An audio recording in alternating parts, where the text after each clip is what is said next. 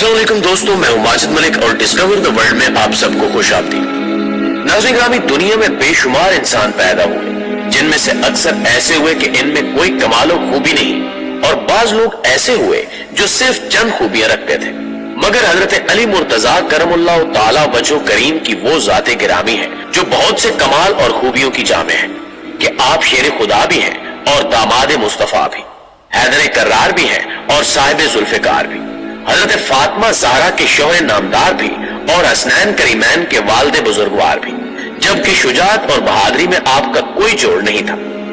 आप अलैहिस्सलाम ने हुज़ूर अकरम सल्लल्लाहु अलैहि वसल्लम के साथ किसी भी गज़वा में शिरकत की तो आपने कामयाबी को ही अपना मुकद्दर बनाया, लेकिन आपकी कुछ जंगें ऐसी भी गुजरी हैं जिनको तारीख में बहुत कम लिखा गया। इन्हीं में से एक जंग बैरुल इल्म भी है जो कि हजरत अली ने जिन्नात के खिलाफ लड़ी थी। जी हाँ दोस्तों, आज की वीडियो में हम इसी जंग का जिक्र करने वाले हैं जिसमें आप अलैहिस्सलाम ने जिन्नात से जंग करते हुए 20,000 जिन्नात को कत्ल किया और बहुत से कबीलों को दायरे इस्लाम में भी दाखिल किया।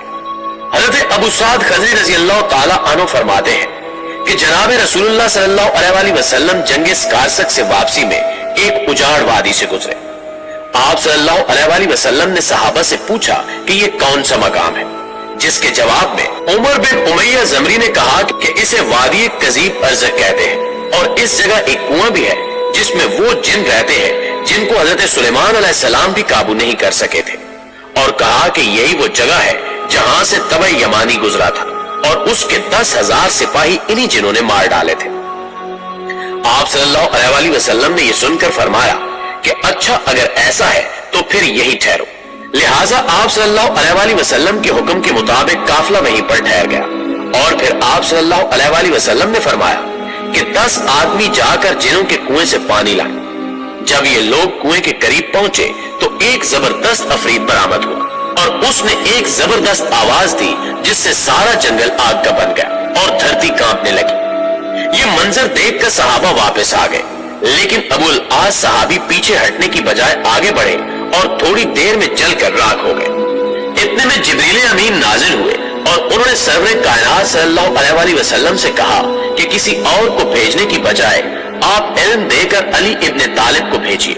लिहाजा आपके हुक्म के मुताबिक हजरत अली अलैहिस्सलाम उस कुएं की जानिब रवाना हुए। रसूल अकरम सल्लल्लाहु अलैहि वसल्लम ने दस्ते दुआ बुलंद किया और अल्लाह ताला से दुआ की कि वो हर बार की तरह इस बार भी अली को कामयाबी नसीब फरमाए। जब जनाब अली मुर्तजा अलैहिस्सलाम पहुंचे तो फिर वही अफरीद बरामद हुआ और बड़े गुस्से में रिज पड़ने लगा। आप अलैहिस्सलाम ने फरमाया कि मैं अली इब्ने तालिब हूं, मेरा शेवा मेरा अमल सरकशों की सरकोबी है। ये सुनकर आपने उस पर जबरदस्त हमला किया। आपने वार खाली देकर उसे जुल्फिकार से 2 टुकड़े कर डाला। इसके बाद आग के शोले और धुएं के तूफान कुएं से बरामद हुए और जबरदस्त शोर मचा और बेशुमार डरावनी शक्लें सामने आ गई। हजरत अली ने चंद आयतें पढ़ी जिसके बाद आग बुझने लगी और धुआं हवा में तहलील होने लगा।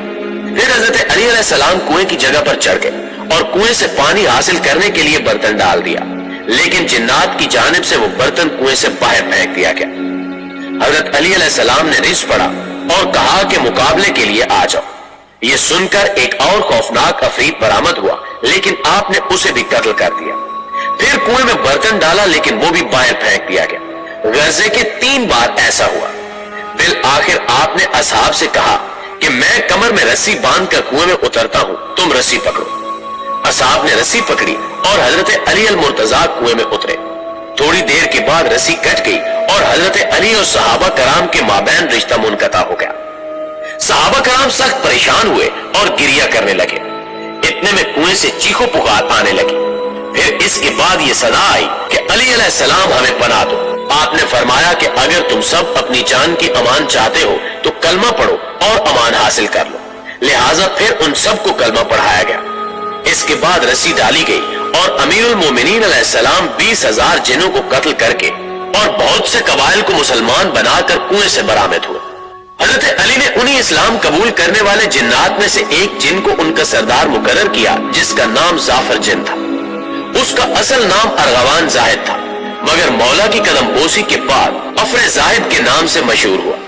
तारीख में मिलता है कि हजरत अली के लख्ते जिगर حضرت امام حسین نے جب کربلا کے میدان میں استغاثہ بلند کیا تو تمام انبیاء، مقرب فرشتے، دیگر ملائکہ، جنات اور دیگر نہ نظر آنے والی مخلوق بھی نصرت امام کے لیے حاضر ہوئی۔ ملائکہ کا ایک گروہ اپنے منصور نامی سردار کے ساتھ آیا، جبکہ جنات کا ایک گروہ بھی آپ کی مدد کو پہنچا، اور اس گروہ کا سردار وہی ظافر زاہد نامی جن تھا جس کو حضرت علی نے بیرالعلم میں مسلمان کیا تھا۔ ظافر جن وقت عاشورہ اپنی رسم تاج پوشی کا جشن منا رہا تھا کہ دو جنوں نے اسے کربلا میں حضرت امام حسین کے حالات سے آگاہ کیا، جس پر وہ تمام امور چھوڑ کر اپنے لشکر کے ہمراہ کربلا آیا، مگر مظلوم امام نے اسے خیر کی بشارت دے کر مدد سے منع فرمایا اور کہا کہ اے ظافر، میں اصغر و اکبر و غازی اور تمام انصار قربان کر چکا ہوں، میں تم سے راضی ہوں، مگر کیا کروں کہ مجھے نانا کے دین کی خاطر یہ قربانی لازمی دینی ہے۔ ناظرین گرامی، انسانی تاریخ جنات، شیاطین، آسیب، دیوں، پریوں، سایوں، بدروحوں وغیرہ کے ذکر اور اذکار سے بھری پڑی ہے۔ دنیا بھر میں پھیلے ہوئے لاکھوں انسانوں کو ہر روز اس قسم کی مخلوقات سے متعلق معاملات و حادثات سے پالا پڑتا رہتا ہے۔ کبھی کوئی گھر آسیب زدہ ہو جاتا ہے تو کبھی کسی انسان پر جنات اور شیاطین غالب آ جاتے ہیں، یا کبھی کسی آدم ذات پر دیو اور پری کا سایہ پڑ جاتا ہے، جبکہ کچھ مادہ پرست اور ملحد لوگ فرشتوں اور جنات کے وجود کے قائل ہی نہیں ہیں، اور وہ کہتے ہیں کہ جو چیز محسوس نہ ہو اور مشاہدے میں نہ آ سکے اس کا وجود فرضی اور غیر عقلی ہے، حالانکہ عقلی اعتبار سے بھی جنات اور ملائکہ کا وجود ممکن ہے، جبکہ قرآن و حدیث میں تو واضح طور پر ان کا ذکر ملتا ہے۔ دوستو، اگر جنات کی پیدائش کی بات کی جائے تو اللہ تعالیٰ نے اپنی قدرت سے ایک ایسی آگ پیدا کی تھی جس میں نور بھی تھا اور ظلمت بھی۔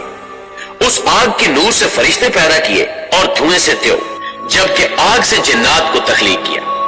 فرشتے چونکہ نور سے پیدا ہوئے تھے اس لیے وہ اطاعت الہی میں مصروف ہو گئے، جبکہ دیو یا شیاطین نے ظلمت سے جنم لیا اس لیے وہ کفر، ناشکری اور سرکشی میں پڑ گئے، اور جنات نور و ظلمت کے مرکب سے ترکیب ہوئے تھے اس لیے ان میں نیک اور بد دونوں ہیں۔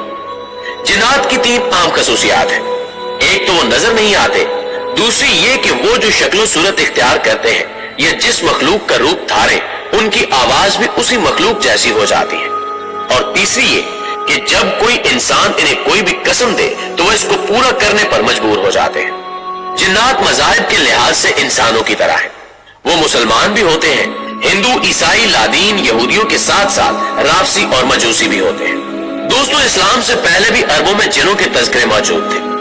اس زمانے میں سفر کرتے وقت جب رات آ جاتی تھی تو مسافر اپنے علاقے کو جنوں کے سردار کے سپرد کر کے سو جاتے تھے۔ کہا جاتا ہے کہ انسان کی تخلیق سے قبل دنیا میں جن آباد تھے، جن کی آگ سے تخلیق ہوئی تھی، اور انہوں نے دنیا میں فتنہ و فساد برپا کر رکھا تھا۔ قرآن مجید میں حضرت سلیمان علیہ السلام کے متعلق بیان کیا گیا ہے کہ ان کی حکومت جنوں پر بھی تھی۔ حضرت سلیمان علیہ السلام نے جو عبادت گاہیں یعنی ہیکل بنوائی تھی وہ جنوں نے ہی بنائی تھی۔ صحیح حدیث میں ہے کہ ہر انسان کے ساتھ ایک ہمزاد شیطان جن ہوتا ہے۔ ہمزاد جن ایک قسم کا شیطان